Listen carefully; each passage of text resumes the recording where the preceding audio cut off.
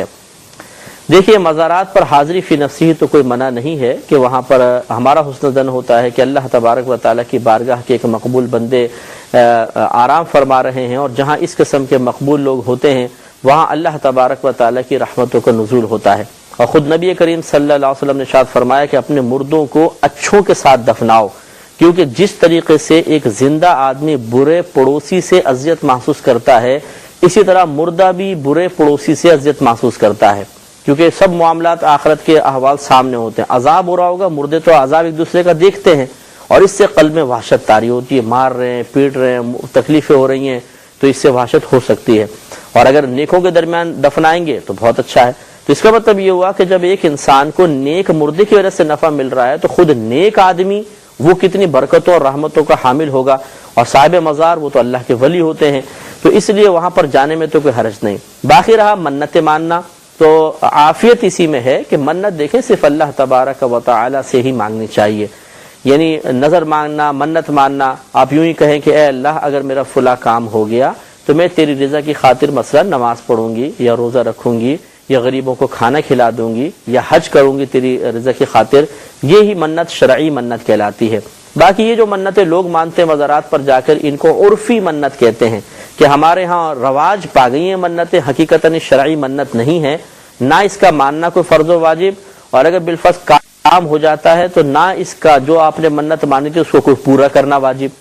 اور اب یہ جو چادر وغیرہ چڑھانے کا سلسلہ شروع کیا گیا، یہ تو مطلب بڑا عجیب و غریب سلسلہ ہے کہ اس کی ابتدا تو اس لیے کی گئی تھی کہ پہلے یہ قبے بھی نہیں تھے، بلکہ ایک چادر رکھ دی جاتی تھی قبر کے اوپر، کسی ولی کی قبر ہے، فقیہ کی ہے، کسی صحابی کی قبر ہے، تاکہ چادر کے ذریعے کہ امتیاز پیدا ہو جائے کہ یہ عام آدمی کی قبر نہیں ہے، تو لوگ کم از کم اس قبر کی بے حرمتی سے محفوظ ہو جائیں گے۔ کیونکہ معاشرہ جیسے جیسے آگے بڑھا، زمانہ آگے بڑھا، تو لوگ بے احتیاطی کرنے لگے۔ آج بھی آپ دیکھیں قبرستان جاتے ہیں، قبروں میں چڑھ کے بیٹھ جاتے ہیں، تو اس لیے بس یہ چادر چڑھانے کی اصل یہی تھی کہ اس پر صاحب مزار کی عظمت اور ہیبت قائم ہو اور لوگ اس کی بے حرمتی سے محفوظ ہو جائیں۔ اب ہم نے اس کو ایک طریقہ ہی بنا لیا ہے کہ ایک چادر کے بعد 2، 3 سینکڑوں چادریں چڑھا دیتے ہیں۔ چادر چڑھانا فی نفسی ہی نہ تو آپ کے لیے نافع ہے، نہ مردے کو اس سے کوئی فائدہ ہوگا۔ اگر وہاں پہلے دور میں ایک سے زیادہ چادر چڑھاتے تھے تو وہ غریبوں میں صدقہ کرنے کے قصد و ارادے سے ہوتا تھا کہ ہم اس مزار پہ چھوڑ کے جا رہے ہیں، جو مجاور متولی اس کو اٹھا کے کسی بھی غریب کو دے دیں تاکہ صاحب مزار کے لیے اصال ثواب ہو جائے۔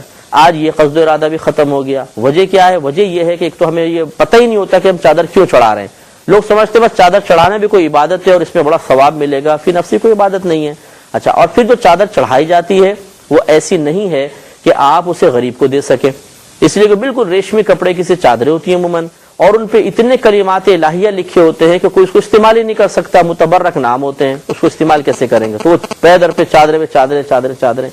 اور بعض مزارات پہ تو ہم نے یہ بھی دیکھا ہے کہ جو سائیڈ میں دیواریں وہ دکانیں بنی ہوتی ہیں جن سے چادریں خرید کے لاتے ہیں، ان سے مجاورین کے کانٹیکٹ ہوتے ہیں۔ جو چادر یہاں ڈلی رات میں سینکڑوں اٹھا کے آدھے داموں پھر واپس ان کو بیچ دی جاتی ہیں، پھر وہاں سے لوگ لے کر آتے ہیں، یہ ایک کاروبار بنا لیا ہے۔ تو بہرحال چادر چڑھانا میں کوئی ناجائز عرض نہیں کر رہا ہوں، لیکن پہلے اس کی صحیح حکمت، اس کی لاجک تو جانے کہ یہ کیوں چڑھائی جاتی ہیں، اس میں کیا فائدہ ہے، صاحب مزار کے لیے کیا ہے، ہمارے لیے کیا ہے، اس کی کوئی اصل بھی ہے یا نہیں ہے۔ یہی وجہ ہے کہ جب ان چیزوں کو نہیں روکا جاتا یا صحیح ان کی لاجک نہیں بتائی جاتی تو لوگ حد سے آگے بڑھتے چلے جاتے ہیں اور ایسی ایسی حرکتیں کرتے ہیں کہ جس کو دیکھ کر انسان کو دین کی اصل بھول جاتی ہے۔ اپنی چیزیں وضع کر رکھی ہیں اور کیا کیا خرافات بعض لوگ اختیار کر لیتے ہیں، اللہ تعالیٰ سے محفوظ فرمائے۔ تو بہرحال منت مانے، اللہ تعالیٰ سے مانے۔ آپ یوں کر سکتے ہیں کہ صاحب مزار کے پاس جائیں اور وہاں پہ اللہ تعالیٰ کی رضا کی خاطر مزار کے اطراف میں کچھ لوگ غربا وغیرہ ہیں تو وہاں سے کھانا وغیرہ لے کر ان میں تقسیم فرما دیں، بہت اچھی بات ہے۔ منت اللہ تعالیٰ سے مانگے، عافیت یہی ہے۔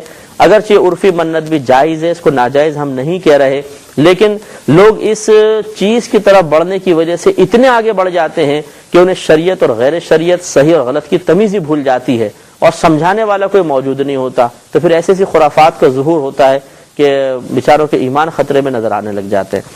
یہ بہن نے فرمایا کہ کیا ایسا ہو سکتا ہے کہ ہم صاحب مزار کے پاس جا کر کہیں کہ آپ ہمیشہ ہمارے لیے دعا گو رہیے گا؟ اس میں کوئی حرج نہیں ہے۔ دیکھیے نبی کریم صلی اللہ علیہ وسلم کا واضح فرمان بخاری کی روایت ہے کہ جب تم مردے کو سلام کرتے ہو تو وہ اس کا جواب دیتا ہے لیکن تم اس کا شعور نہیں رکھتے۔ اب سلام اور جواب کیا ہے؟ یہ دعا ہے۔ ہم کہتے ہیں السلام علیکم، اللہ تعالیٰ آپ پر سلامتی نازل فرمائے۔ اگر کوئی کہے گا وعلیکم السلام تو وہ کہتا ہے کہ اللہ تعالیٰ تم پر بھی سلامتی نازل فرمائے، اور یہ دعا ہے۔ تو اس کا مطلب ہے مردہ دعا تو دیتا ہے اور صحیح حدیث سے ثابت ہے، لہٰذا اب ان کی بارگاہ میں ریکویسٹ کرنا کہ آپ ہمارے لیے اللہ کی بارگاہ میں ہمیشہ دعا گو رہیے گا، اس درخواست میں کوئی حرج نہیں ہے۔ صاحب مزار سن بھی رہے ہیں، اگر چاہیں گے اللہ تعالیٰ اذن دے دے گا تو وہ آپ کے لیے دعا گو بھی رہیں گے۔ یہ فرماتی ہیں کہ ایک بہن نے فرمایا